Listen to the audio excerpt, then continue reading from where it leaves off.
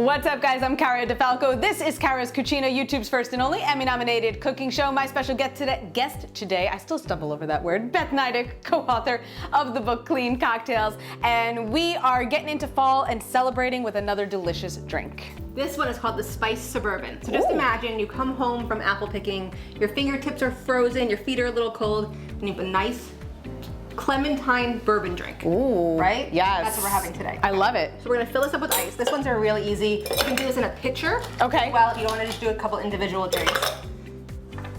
Clementine juice, you can substitute it for orange, any citrus juice. Any citrus juice, okay. Anything that's full of vitamin C. Okay. And bourbon, you could put more if you'd like. We're just gonna mix this one up. We don't even need to put the top on. Oh, it's that simple, huh? That's simple. Put a little bit of ice in the glassware.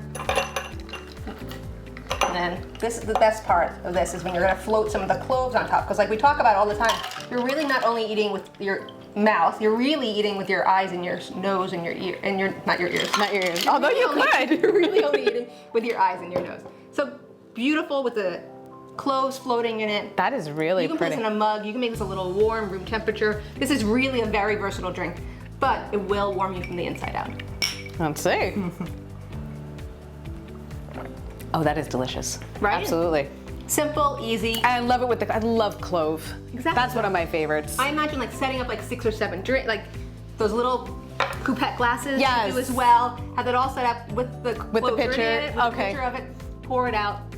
Great. Sip That on is fire. awesome. Great party drink. Beth, thank you so much, guys. You will find this recipe at caradifalco.com. You will find Beth and her book at the links in the description below and also at caradifalco.com. You can follow me Facebook and Instagram at Cara Di Falco. I will see you guys next time. Salute.